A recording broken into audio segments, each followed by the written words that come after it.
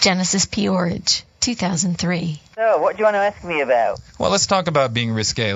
Maybe we could start with perhaps when you first realized you might be risque, when you had your first realization of interest in what we can call transgressive behavior or even your own otherness. Oh, well, when I was, 2 years old. This is one that my mother tells, that I went out and I apparently had my favorite occupation was playing in mud and filth.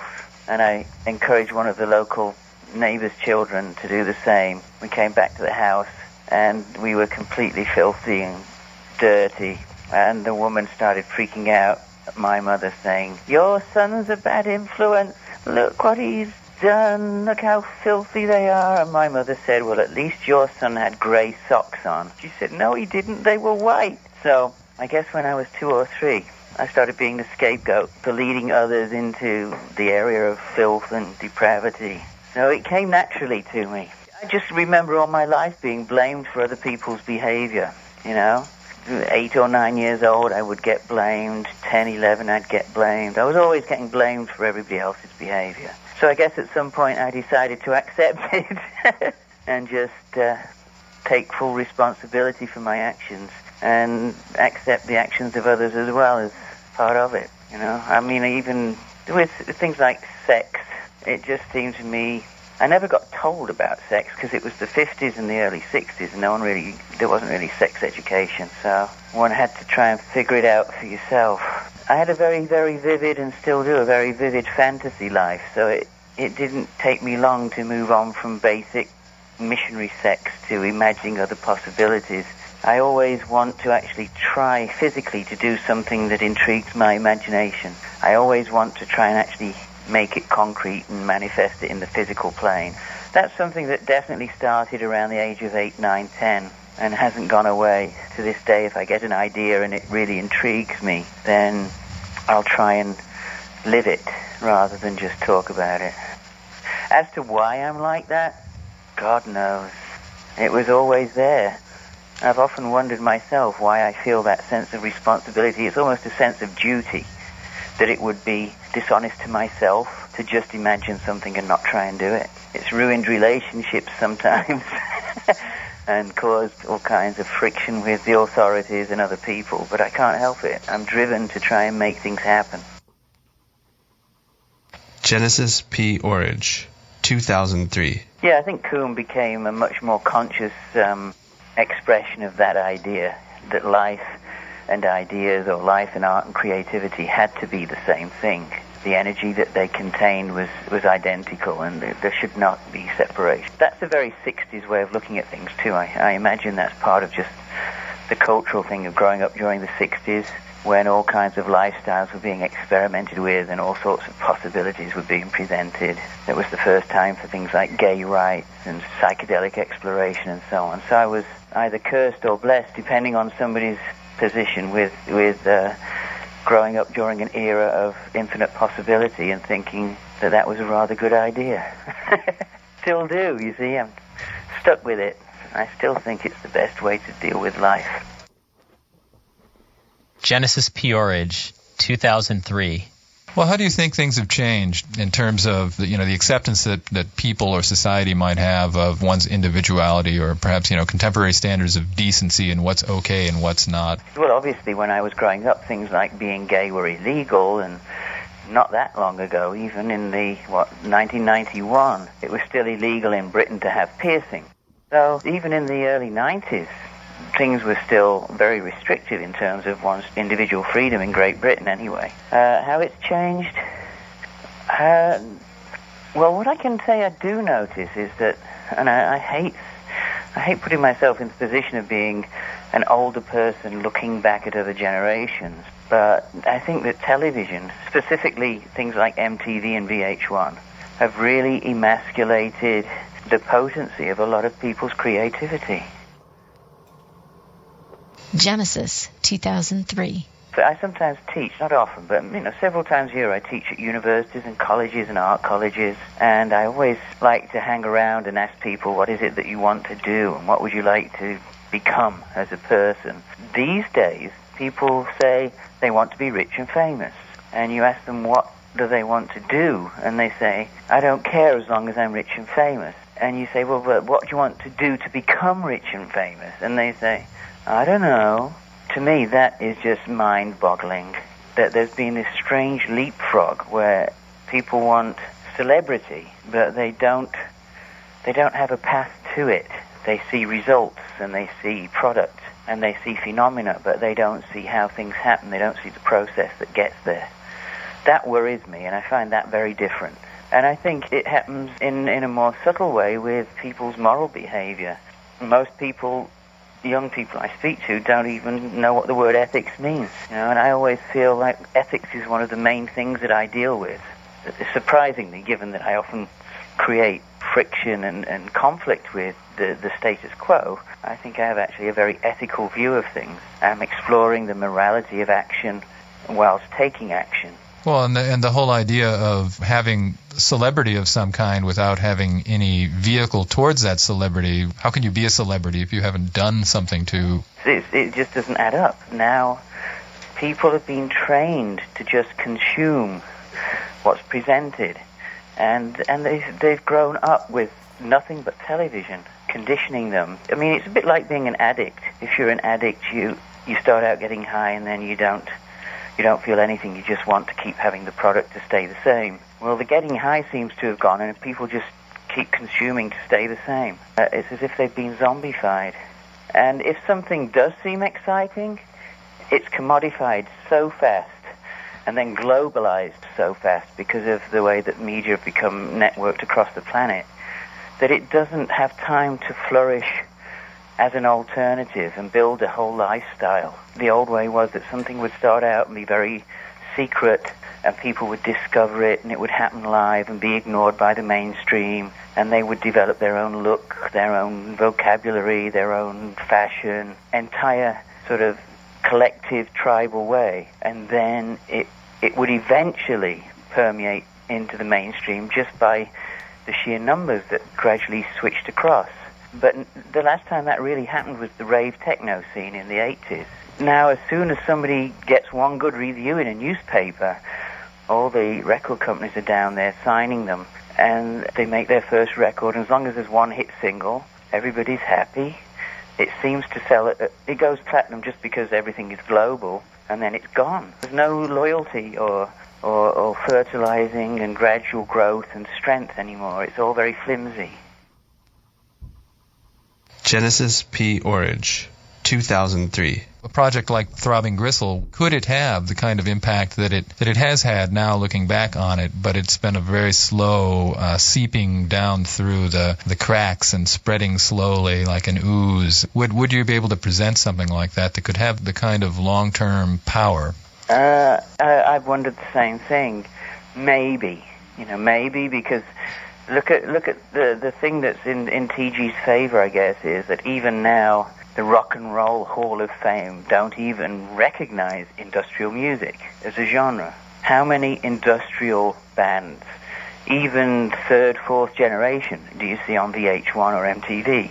And as a genre, it still doesn't get mentioned. They don't talk about industrial music. So in a way, it's luckily still excluded from the corporate world. The corporate world still is afraid of it because it has the potential for dissident content in terms of lyrics and ideas. So maybe it could, but I think it would be a lot harder. And one thing I noticed with the box set when I listened to some of that was how modern it still sounds. So perhaps it would work. I think if TG were doing their first gig again now, we'd probably still only get 30 people, and they would be confused because it was that pure. And so maybe purity is the answer. Genesis, 2003.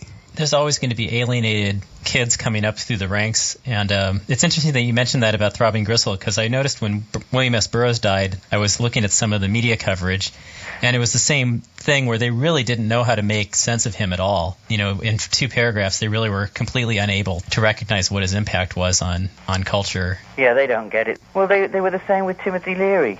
When he died, they dismissed him as just, the guy who said acid was good. and he was a bad guy because he said acid was good, which meant he was pro-drugs, so he was bad.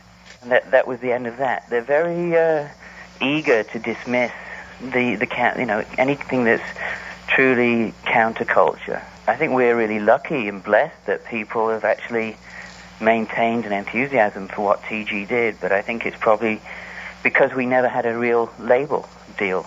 I think that without knowing, we did all the right moves. Our instinct was good. And if we'd have actually ended up signing to a real label, like a major label, they would have somehow bastardized the whole phenomena. I think people just have to think that they don't want to be rich and famous. That they actually realize that celebrity is just another trick that is used these days to confound creativity rather than help it. Absolutely. But there are people that do understand that there are better ways to live, simpler ways to live, that, all of these manufactured personalities or manufactured personas that you can take on. It's like buying a coat. Yeah. Are hollow. That's why, I've realized, looking at the book Painful But Fabulous, one of the things I realized was that what I've really dealt with all along is identity. How we make identity for ourselves. How we decide to be the authors of our own character rather than have somebody else write the story. And that's really ultimately what I'm obsessed with. Genesis P-Orridge 2003. Well, could you talk a little bit about becoming Genesis P-Orridge? Oh, God. In my naivety, I thought that Andy Warhol was rather inspirational, coming up with the idea of superstars and using celebrity as a medium with his art. And so I thought, what would happen if I inserted my own fictional character into culture, and that fictional character was the work of art? And then, because it was a new character with a new name, I could build that person exactly how I wanted, without any conditioning, without sort of family ties, social ties, or religious ties, etc. What would that be like, and what would happen? So I invented Genesis P-Orridge and made him an artist and bohemian, and then sat back to watch, I thought, to observe what he did. But of course, I became Genesis and no longer was watching, and actually, for a long time, I think, was very confused, because I'd become the piece of art that I was actually meant to be, the artist, and I'd become the art. And I think it created a lot of strange tensions in me, which have been useful in terms of some of the art that I've made, and the music too.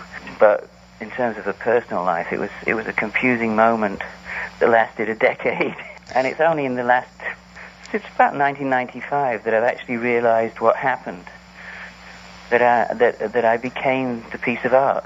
And the person that was the original artist is gone, and I have no idea where that person is anymore.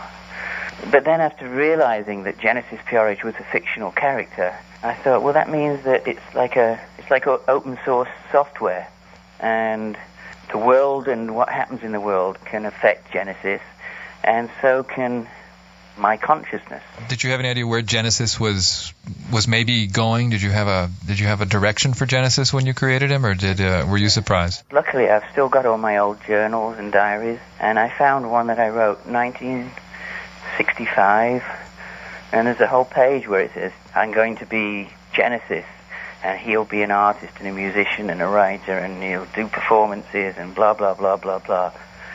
And it was almost prophetic. It was exactly what happened. I'm one of the lucky ones. Everything unfolded uncannily how I wanted it to. And I think it's because I was so clear about what I wanted.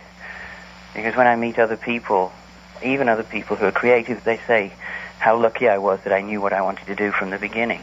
So every choice that I made, and this is true for anyone, every choice that you make, if you know what you want to become, is really simple, because there's usually no doubt as to which choice is going to move you towards the goal of becoming the fictional character that you're writing. Basically, you really do view life as every day is a page in your book, and you're writing the book. So what would you like to have happen in the book today?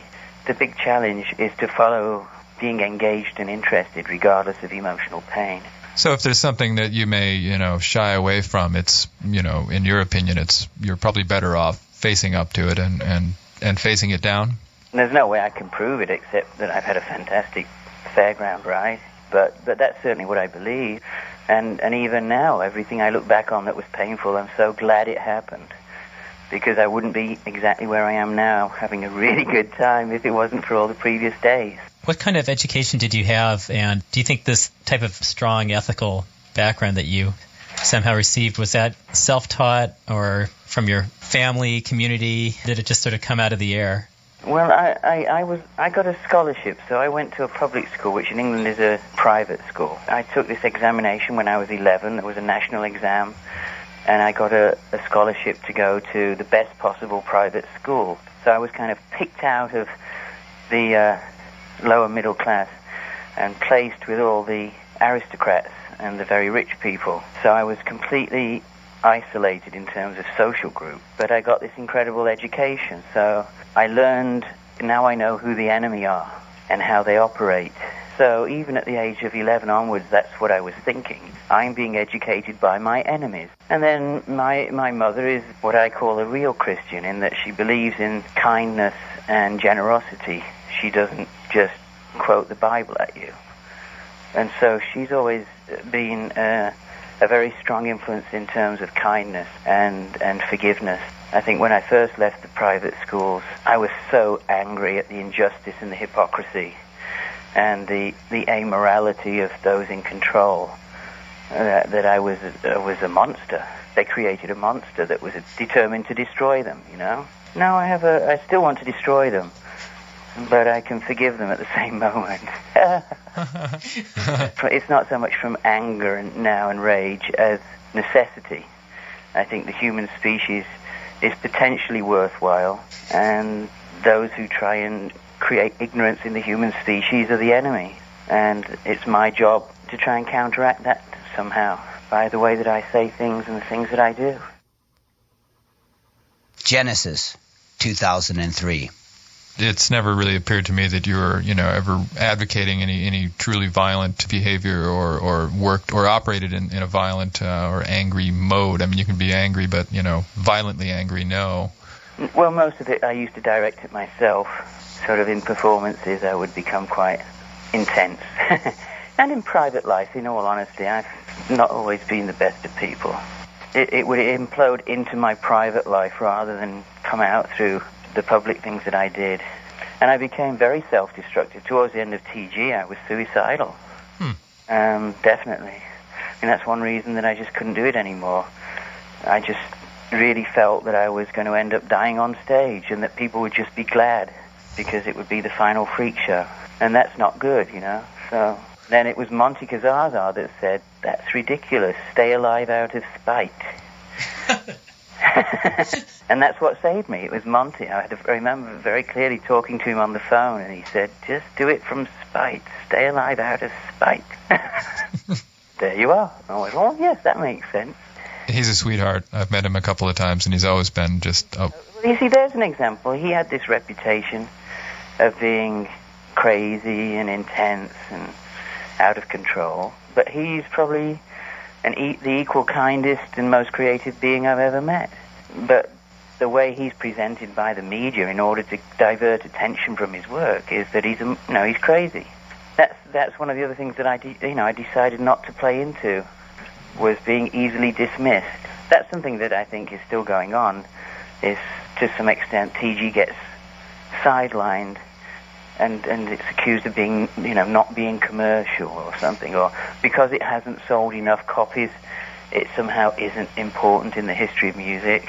And first of all, probably over the many, many years, with all the bootlegs as well, TG has sold loads of records and recordings, more than we'll ever know. But also the numbers aren't in any way equated with importance in terms of effect and ideas.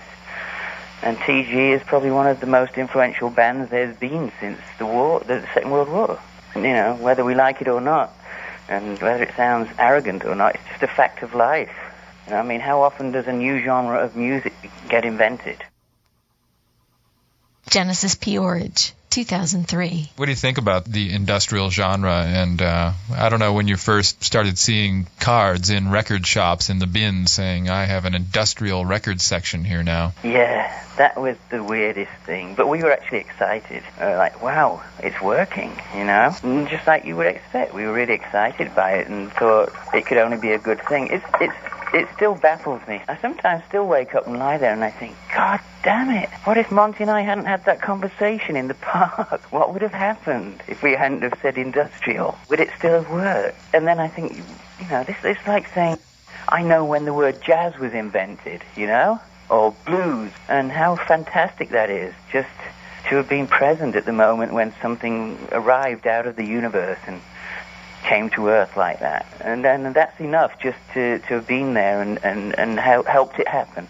I mean, I've always felt that the best art is what's inevitable anyway. And so maybe someone else would have said it. I think sometimes ideas are in the air and it's just down to having faith in your own intuition that it gets to occur. Oh, yeah. I mean, that thought easily could have occurred in several pubs around the world that evening. I certainly wish Monty got more credit. You know, I mean, if he got a dime for everybody that's used the word industrial, if I got a dime too, God, we'd be happy. Genesis, 2003. You know, in terms of music having any function at all, which maybe it doesn't anymore, but if it does, then it concerns me that there's so little content. Going back to Throbbing Gristle, how much of what you were you doing from the standpoint of actually wanting to make music as opposed to, you know, having other motives? I mean, was music really a part of it? This seems to be where we part ways in terms of our memory of what happened. Because I read in Records of Civilization and one or two interviews that Chris and Cozy and Sleazy, sometimes I've seen them, I've been there when they said it, when we were doing press for the box set. And it may be that that's what they thought at the time, that they were doing it because they wanted to make music. My recollection is that music was the last thing on our minds. It certainly wasn't on my mind. On the first interview I ever did, I said, some people make the terrible mistake of thinking we're musicians and we're not interested in music. And I know that's what I was feeling. It was, as far as I was concerned, a conceptual vehicle for ideas and a way to reduce the status quo to zero, just like I was talking about character or identity, and then build something totally personal for yourself, you know, just what is it I want? That's it. So TG to me was just whatever noises we were capable of making was it, and that was the style. Genesis P-Orridge, 2003. And so, I mean, there was some intent, I suppose, to destroy music and really replace it with something else, which you might call communication. Yeah, and of course, it's probably, in retrospect, it was probably different in that being the voice, then I was doing the lyrics, and doing the lyrics is doing the messages that are, you know, the audible messages, and so that was much more my concern. And the others, unbeknownst to me, were enjoying actually making the music that it sat in, whereas I just thought they were making the music as three more voices. Do you see the difference?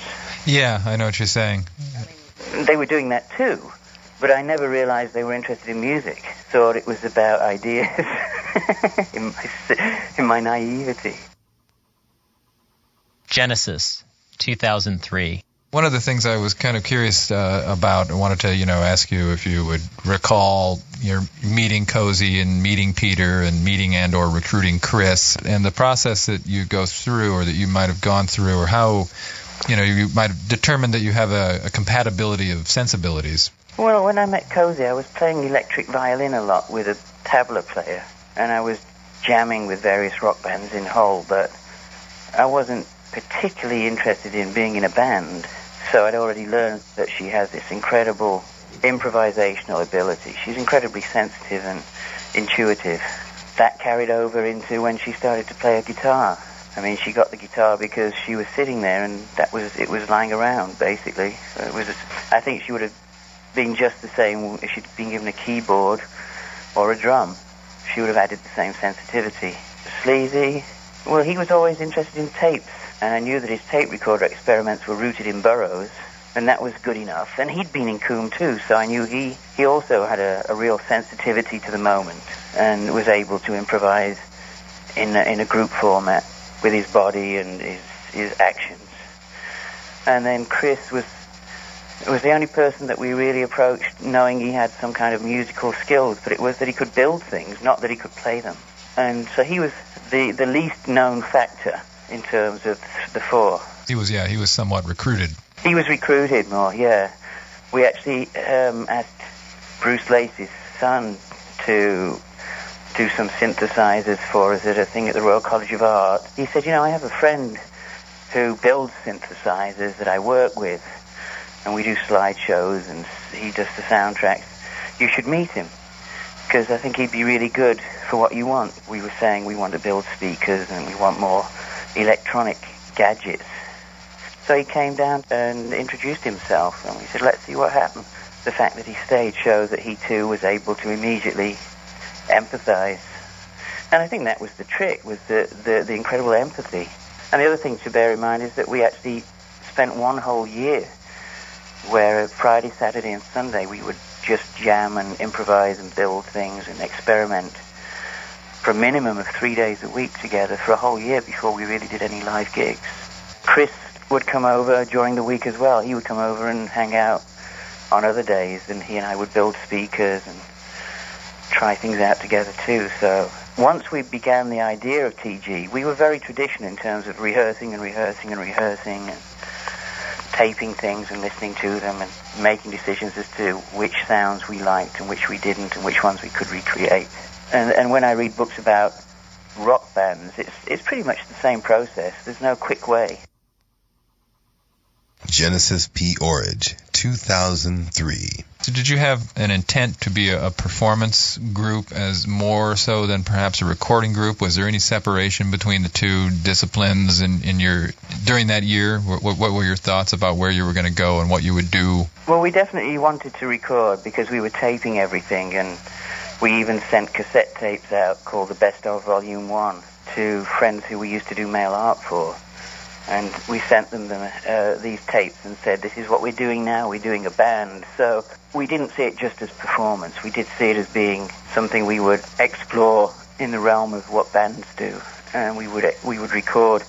But we always expected to do our own record label. We never thought we'd try and get someone else to do them. We saw them more as limited editions rather than commercial ventures. Genesis, 2003. Yeah, there's actually some good ribbing on the interviews. The Bob Gibson giving you a hard time about 500 copies of this only being available, and being the guy who was one person too far back in line to get one. Oh, really? Yeah. Oh. It's quite funny. Yeah, well, we just thought that's one of the reasons it also made sense to call it industrial records, because they were records, they were documents, and we didn't see them as that there were going to be big numbers of them. We thought they were just those, our friends and extended family and a few other people would be interested, and that would be that. And that was something that definitely took us off guard, by surprise, that there was interest in the mainstream media and in the world outside. Well, interest in the mainstream media in the sense that you were something that they were actually interested in, or something that was just a phenomenon, or something that they could splash across the front page of the Sun. No, I think it was lucky when we were doing the beginnings of TG. There were people like John Savage and Sandy Robertson writing for Sounds. They championed our music rather than punk. John Savage liked both, but we got lucky in terms of having a couple of journalists in major music papers writing favorable features and reviews of our music and gigs and so on. And without that, I don't think it would have happened in the same way, because people in America would buy those English music papers and read them, and just as they read about punk, they were also reading about industrial too. And they had no idea how big or small the scene was. They just thought, oh, there are people doing other kinds of music, and then they'd read verbal descriptions and think, no, I like things like that too. Those, especially John Savage and Sandy Robertson, I think, were essential in the beginnings of what made industrial a phenomena. Genesis P-Orridge, 2003. What did you think about California when you came out here in 79 and 80, and especially in 81 when you broke up? The performances, I was at the one in Los Angeles. There was a lot of people there, and there was a lot of interest and knowledge about the group before you appeared. That was strange. My favorite memory of the LA gig is just before we went on stage, Don Preston from the original Mothers of Invention came backstage and said he had a message from Don Van Vliet, Captain Beefheart, and that Captain Beefheart listened to Second Annual Report while he was painting. Wow. And I just was completely shocked in a good way, because I was a big Beefheart fan and a big Mothers fan too. So I'd seen Don Preston play with the Mothers in 1969. And just the idea that, I can't think of any other way to say it, but real musicians appreciated TG, both surprising and exciting, I think. I was like, whoa, maybe we really, have been doing something that makes sense. But yeah, real musicians that you can respect and who were working from the same sort of, on an outsider angle. Right, so LA was just very strange because there were so many people, and it was as if it was the place to be, and there were celebrities hanging around in the dressing room, and it was a little bit overwhelming, really. I don't think we were fully prepared for it psychologically or musically. It was a bit of a shock. I know I found it a difficult one to do, definitely. Well, it seems like one of your most aggressive performances.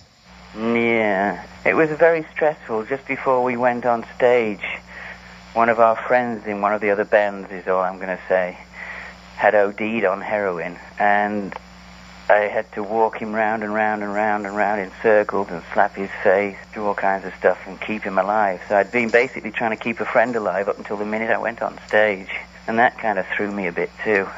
Well, you also said you were feeling suicidal probably around this time. And yeah, I didn't enjoy it. I didn't enjoy being on stage at that point, really. Yeah, I can remember not really wanting to be on stage because it wasn't what I was trying to do. I just didn't understand what the response was from us because we weren't trying to be a successful band, and suddenly there was this whole other thing happening.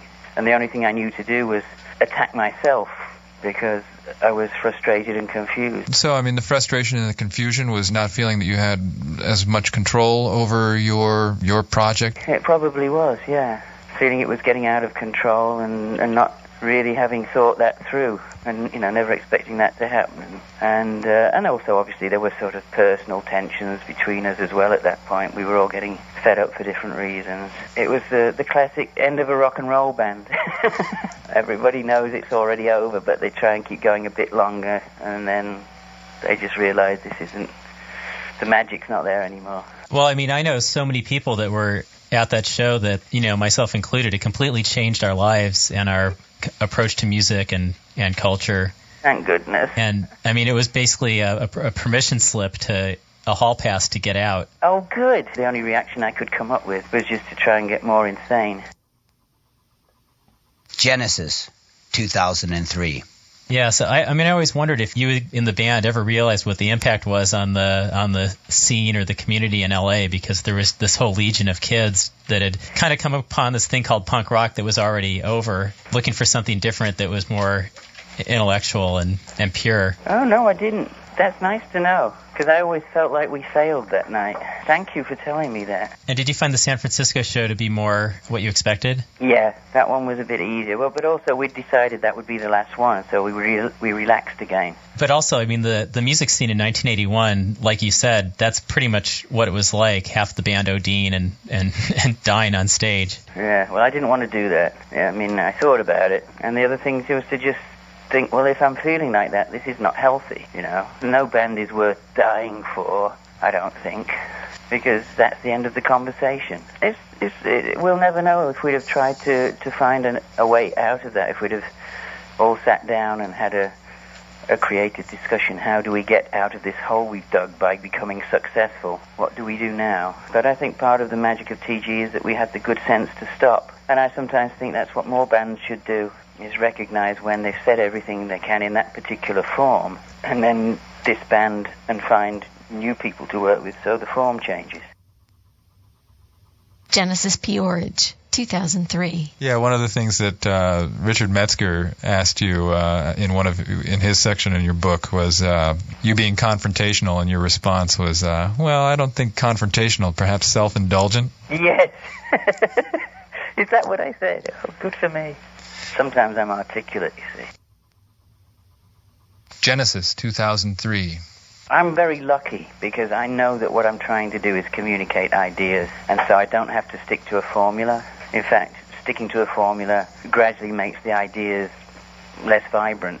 I'm more than happy to change style and change the artistic language in order to keep the ideas fresh or get new ones to happen. And the other thing is to keep collaborating with new people, so that even if my voice is still the same voice, the landscape around it varies enough to keep it interesting. And most people's way of working is to try and find one piece of music that's successful and then do it to death in that style. Most bands that people can remember or that get famous are famous because they do one style forever. And they're still doing it. And they're still doing it. But that wasn't how it was at the very beginning. In the middle of the 60s, people would do... I mean, even the Beatles, God, I didn't even like the Beatles, but they kept changing and trying new styles, especially John Lennon. And George Harrison did an electronic music album. But at some point in the 70s, the record companies got powerful again and gradually trained people with money to become formularized, and now we see the results. Well, it's easier to define ownership that way, I think. Yeah. You know, you brand your product very, very clearly and define ownership. Well, yeah, I guess that's what the Strokes are doing, isn't it? Branding their product.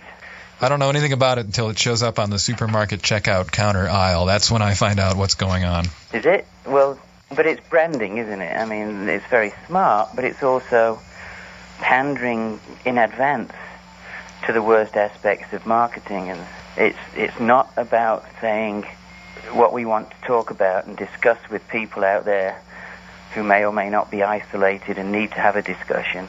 That's more important than anything else. We don't care how it sounds, we don't care how it looks. We're happy to play with that, but the basic thing we're trying to do is talk to people and have a conversation. And that's really what seems to have been lost, the true desire for conversations with like-minded people in order to make sense of being alive and make being alive more tolerable and even maybe inspirational.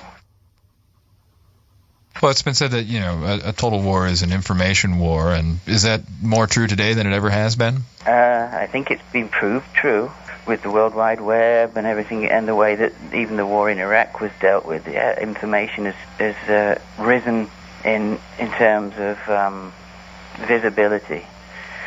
It's no longer a secret war, it's now a public war. The mass media are colluding in that war, and the whole point of the war is ever-increasing and accelerating ignorance of the general public. Deliberately created ignorance, as in not knowing of, not stupidity. But I think people are being deprived of their history and their story. They're being deprived of the possibilities of building themselves in ways that they might have wanted if they'd known. And they're being deprived of an extended vocabulary to discuss things with each other too. And I think that's a tragedy, and I think it's going to lead to some terrible times ahead. What can one do, really? I mean... Well, you're speaking to the wrong person here. I say build a new person, you know, throw it all out and start again. Yeah, stand outside and wave your arms and say, this is what I think, damn it. That's what I'm doing. I'm even getting surgery to change my body so that I don't even have the same body. So, you know, you're talking to somebody who's always going to keep pushing here. And there must be ways. It's just about, it's the classic thing of intention. What's the true intention? If what you really desire is what you really try and do, regardless of other people's opinions, then that's a really good start. Well, and 25 years later, people will call you late at night to talk to you on the phone about it. Maybe. You should do it because you'll be happy 25 years later. And you'll be glad you did it because you feel more self-respect as a result. Because you want to build true self-respect built from knowledge, not ignorance. Think about when you're on your deathbed and hope that you'll be conscious enough to know you're dying. And will you be ashamed of yourself? Or will you be proud of yourself? Or will you at least be able to tell yourself the truth about what you did? That's what you should always have at the back of your mind. Told you I was hard on you, didn't I? That's all it's about. And the rest is just luxury stuff that just occurs or doesn't occur. And you should still apply the same criteria to it, whether it's giving you celebrity or not, whether it's being noticed or not. Genesis P-Orridge, 2003. Speaking to the celebrity aspect of Genesis P-Orridge as a celebrity, there's over the years there's been all kinds of stories that have circulated amongst people, some true and some not, mostly not. And I'm wondering, do you feel that to get to where you are today, you've had to burn bridges of any kind? Yes. I think I did. I think I was sometimes a bit cruel and selfish to people, yeah. Probably wouldn't have said so at the time, but now I realize. Now I wish... Well, I have gone back and apologized to some people, actually, because it wasn't deliberate in the sense of towards them so much as single-minded in terms of what I wanted to try and do. And my single-mindedness was blind rather than sort of mean. I think that's a very common aspect of celebrity, though. You do? Yeah, I think it might be. I'm an incredibly motivated person, very single-minded and motivated and determined. And I think definitely at the expense of noticing and hearing exactly what other people's needs were at times. Trying to make the distinction between, the journey of discovery of yourself or towards yourself, and you can do that and still be selfless, or can you, or do you have to be selfish and get into situations where you end up hurting other people, whether you mean to or not? That's a really great question, and it's one I wrestle with or have wrestled with. My own experience has been that I was both at different times. I don't know. Is there anyone? Yeah, I guess there's a few yogis and holy men and holy women that manage to be selfless and become known. Single-mindedness can always seem selfish, even if it's done with selfless motivations in terms of what you're doing. You can have a very altruistic reason for doing everything, and some people will always be disappointed, or they'll always want more of your attention than you'll give. But maybe even if you were selfless, you couldn't give them enough attention. It's one of those unknowables, I think. You have to make decisions based on what it is you want to build. And I think as long as you forewarn people, and I've certainly always done that. I've always told, for example, anyone I have a long-term relationship with, I've always said, if I have to choose between my art and you, I'll always choose art. And I've always stated that up front. Well, that in and of itself is, I think, a great hurdle that an individual must overcome, to be able to say something like that to somebody else who's looking at you with those teary eyes. Yeah. And being a father and with 2 children, that was probably the hardest balancing act. And in terms of that, then I've definitely sacrificed certain artistic endeavors in order to be selfless towards the children, for which I have no regret at all. And sometimes I've been quiet in my musical and artistic career because I was focusing on the children. And that's great. Luckily, they're both grown up now. One's 18, one's 21, and they both adore me still. So I'm very, very fortunate, and it was definitely worthwhile. We haven't gone through the I hate daddy thing. They've managed to stay friends all the way through. So, well, that's great. Yeah, and they have good memories of touring on a school bus in the middle of nowhere and things. The only thing that they didn't like was being thrown out of England, and they're very aware that that wasn't really my fault. But that was an example of where it gets sticky too. Sometimes the world outside intrudes, and it can make all the people around you very unhappy, and it's a calculated gamble sometimes. I never do anything without forewarning people of everything that I can imagine that might happen, and then I let them make their own choices.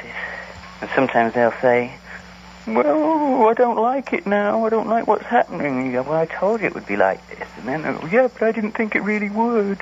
But in the end, that's why you have to fall back on what you're creating. You have to be really clear and strong about the thing that you're building, so that you have the strength to maintain yourself through something like that, a crisis like that.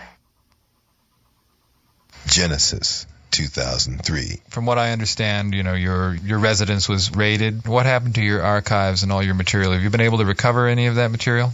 No, we're still trying, and it's 12 years later, and they just give us the runaround. They go, oh, that wasn't this department, that was that department, and then you ring up that department, and they say, oh, that doesn't exist anymore. Try this department. And then they go, oh, all the people that were here then have left. We don't know who knows about that. Try these people, and they just do that. They've been doing it for 12 years. But the tragedy of that is that, for example, when we did the final Academy in London and brought William Burroughs and Brian Gysin and John Giorno to London to perform, I got Derek Jarman, the filmmaker. I said to him, Derek, do you want to meet Burroughs and Gysin and everyone and hang out with them? And he said, sure. I said, okay, you're my camera person. You're going to document everything while they're here. I said, okay. So I got him to film everything on Super 8.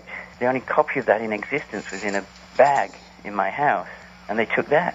And all the videos of Brian Gysin in Paris, when I used to interview him on video, towards a book that I was going to do. They took that.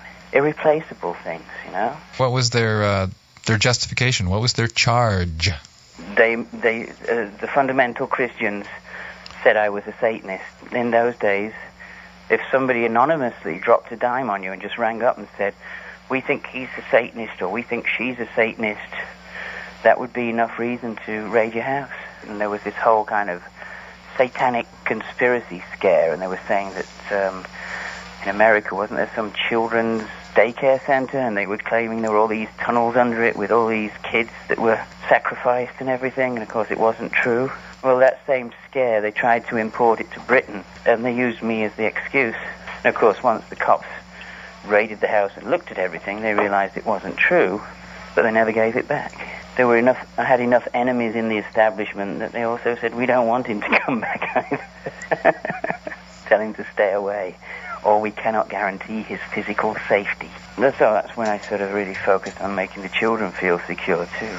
If I'd have been a single person, maybe I'd have gone back and had a big media fight, but usually even those don't work. If you look at things like Oscar Wilde or Crowley or so on, you know, in Britain anyway, most of those media circuses that occur when they try and attack one individual for their lifestyle, you don't usually win because they control the newspaper. Yeah, and it's just, you know, it's a modern witch hunt. It's exactly another witch hunt in a long line of witch hunts. We've been doing it for centuries, and I suppose we'll keep on doing it. Yeah, well, they did it a little bit even to Marilyn Manson, didn't they? So it doesn't end. They did it to Jim Morrison. I'm just reading a book about the Doors written by their drummer. It's the same thing again. He just got pilloried and scapegoated for being what he was, and it killed him. He did basically kill himself because he couldn't take the stress. Could argue that Janis Joplin and others did too. In addition to attack vivid voices and try and get them to destroy themselves, if possible. Well, I think it's not even so much about attacking the vivid voices for the purpose of stopping what they might be saying or interfering with their particular message, but it's a matter of scapegoating them, turning them into a devil so that there's something to fear so that you can... Explanation, yeah. The scapegoat.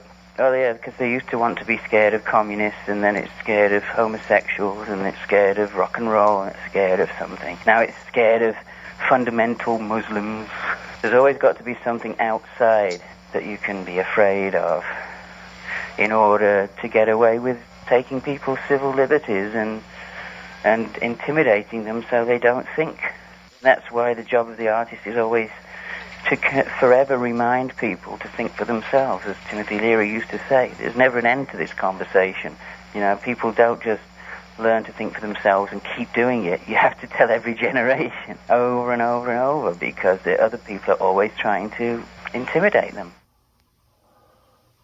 Genesis, 2003. One of the things you said on one of the older interviews, we were talking about just being here in California and, you know, the dead souls. Wondering if you've come to see things a little differently. It sounds to me like England and America in terms of the power structure are really quite similar, and you probably have the same kind of social structures or the social breakdowns of people who just aren't interested, don't give a shit at all, or aren't aware, and you know, the small pocket of people who try. I think you're right. I have to say that America's been really kind to me. I mean, they let me come here, and they've left me alone, and that's huge. You know, once you've been attacked by your own society on the level I was, just to be left alone and be allowed to be creative or have the freedom to be creative is an incredible blessing. And I have to say thank you, even though it's a flawed system. It does at least have a Bill of Rights. There are no rights for the English, so they can do what they want.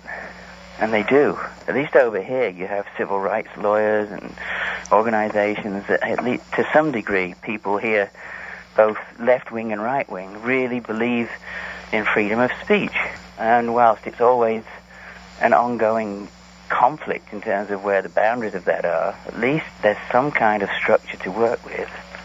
Plus it's much bigger. You know, England is a very tiny, tiny place. It's a tenth the size of California. And it's very parochial, and it's very easy to become visible there and become a target. It's much simpler for me to remain somewhat anonymous in America, and I like it that way. It gives me room to breathe and think and strategize without too much interference. It's one of my favorite things about New York is you really can disappear if you want to. Yeah, it's interesting that way. It's suited me fine for some time. I'm getting a bit bored with it now, but it's time to move, go somewhere else and start again. Genesis P-Orridge, 2003. Talk to me a little bit about magic and numbers and numerology. Yeah. Tell me a little bit about it from your perspective. Oh, I just see that as being representative of the possibility of having a friendly relationship with the symmetry of the universe. That the universe is innately kind. It's innately kind and wonderfully symmetrical unfolding structure. And that there's ways to have a relationship with that when one realizes, so that it appears that the universe is generous to us, that things just fall into our lap. And all you can say is, of course. And when it's like that, you go, of course, because there's no rational reason it should happen. That's what I think of as what 23 and numbers represent. The little bit of the universe that science hasn't yet made an equation for, but it seems like it's reasonably consistent. The simplest thing that grew out of the ground can be the most fascinating thing you've ever seen, given the right moment. Oh, yeah. Well, that's a surprisingly optimistic viewpoint. Is it? To me, it is. Well, I'm optimistic. I wouldn't keep doing anything if I wasn't optimistic. It's my curse. I'm innately optimistic. But, I mean, I don't think that people coming across Throbbing Gristle for the first time, or just hearing about Throbbing Gristle and never having listened to it, if they would consider it to be an optimistic project. But I think there was an optimism. Oh, yeah. Well, somebody said to me not long ago they've never met anyone who can see the silver lining in everything like I do. Which, when I thought about it, I saw what they meant. Yeah, I think TG was very psychedelic, too. Because TG is a very psychedelic band. And of psychedelia being a very optimistic, positive force. So I think, in a way, TG was the inevitable result of the psychedelic improvising rock bands of the 60s. That it was bound to happen. My first exposure to Throbbing Gristle was actually at this radio station. I started hanging around here in 1982, but finding those records and some of the people here that were interested in that kind of thing, it really was a charge. I thought it was a great drug. Oh, good. Oh, what a responsibility, huh? Genesis, 2003. What about with the Temple of Psychic Youth as an outbranch of Psychic TV? There were some printed things that talked about rituals, and that seemed to be counter to the think for yourself ideology or message that was coming through with Throbbing Gristle. And how much of that was sincere? It was actually an extension of thinking for yourself. It was giving you functional tools and methods to think even more clearly for yourself. We used to joke and say that no matter how much of a uniform we designed, everybody always looked different to each other. And that's really the trick, is that it's impossible to be uniform and it's impossible to be the same as anybody else. So that was the ironic joke. So it was like taking, instead of a macroscope with TG, it was taking a microscope with Psychic TV. And then you were saying you can look at something small and see incredible things, and that's what we were doing, was zooming in on how to learn what you really want to do with your own personal life, so that you can build a character that's more suited to you, that your identity is exactly what you've chosen. Actually giving people a structure and some discipline in which to individuate themselves and build new identities, or build more effective identities for themselves. So it wasn't just a satanic cult? Well, I don't think we ever mentioned Satan. and if we ever mentioned religion, it was to say beware of it. Not at all. It was an anti-cult. A non-dogmatic anti-cult. We never even said it had members. We said people were called individuals. We never used the word member. It sometimes bugs me when I see people who pretend they're Topi now and they talk about members. And obviously they never read anything. We were very, very careful about that. Well, it seems that a lot of the hysteria was just a result of people not paying attention anyways. It usually is. People like to try not to, they don't like to think too hard, so sometimes they'll deliberately misunderstand things. Most of the people who were the busiest in terms of organizing events and publications were all still in touch, and everyone feels it was very beneficial to them and helpful in terms of growing. I mean, I think that you have to, in a way, if you start to look at all the projects, then I've just been learning to be Genesis P-Orridge in public.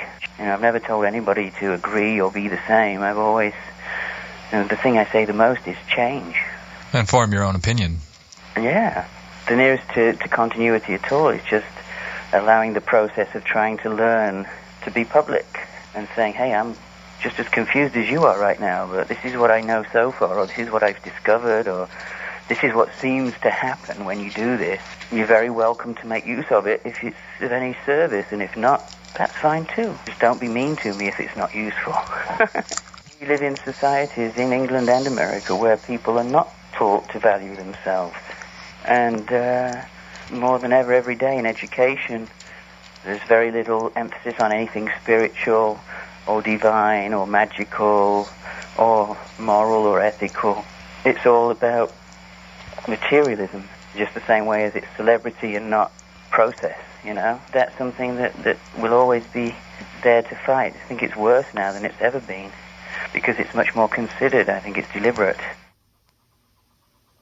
Genesis P-Orridge, 2003. I'd like to ask one last little thing. The whole idea of information and wondering what you think about information and ownership and copyright. Throbbing Gristle was very open, I think, about what people might do with their experience of Throbbing Gristle. That got misunderstood. We never said to them they should go out and make 5,000 copies, sell them, and keep all the money. There's a big difference between enthusiasts swapping individual tapes or making individual tapes to keep for themselves and then turning into a business and not even giving copies to the band who made the music. And we've suffered a lot from that probably deliberate misunderstanding. Not from our point, I mean deliberate in terms of the people who did the bootlegs that were just money-making ventures. And that's why we've restarted Industrial Records, because we've gone 20 years without getting any money for anything we did, and it gets a bit tiring. You know, you get a bit tired of, as Monty used to say, don't send fan mail, send checks. You know, a pat on the back doesn't pay my rent. And we never said to anybody, it's okay to just make bootlegs and keep all the money. That would be ludicrous. But we did say, if you want to record this for yourself and take it home, that's all right. You know, we occasionally made deals with people, just like any label, that there was a live gig like Funeral in Berlin or something, and we said, okay, you release it and you give us so much money. So there were several live albums that were done as record deals too. But a lot of the bootlegging we tried to stop, and we still try and stop it, which is why we ended up doing the box set again. What's the best way to confound this in a constructive manner, bring it all out ourselves and make sure it's the highest possible quality, the cheapest possible price, and as interesting as it could be to people who really like what we do. So that's what we've done. Are you pleased with it? Yeah, I think it's great. Is that all the performances effectively that are presentable? I haven't even listened to them. I don't know. Chris is the expert on that. Chris is the one who sat through everything. I've listened to some, but not lately. I haven't listened to the actual box set at all. I still find it really hard to listen to them. But he's Mr. TG Tape. He knows all of them. Genesis P-Orridge, 2003. I think it's great that after all of these years, the material is still as available as it is. Yeah, it's remarkable, isn't it? You can buy it at Walmart. You what? What, the box or just... Not the box. But certain things. But yeah, Throbbing Gristle. You can look up Throbbing Gristle on Walmart.com, and you'll get returns. And they even have oh God, a fairly accurate little bio blurb that they've attached from somewhere. Fuck, that's weird. Yeah, but I mean, in terms of a legacy, the idea that you're getting all that out there now, there's the third and fourth generation of kids that weren't even alive in the 80s that are going to be coming upon these little time bombs. I hope so, but it worked. I hope it'll inspire a few of them anyway. I mean, that's why we didn't get very, very heavy with bootleggers for a long time, because we kept thinking about the people who were just really glad to get hold of something. There's still about 70, is it? No, I don't know. There's still a lot of hours of unreleased studio jams, but they're just jams, so I don't know what they sound like.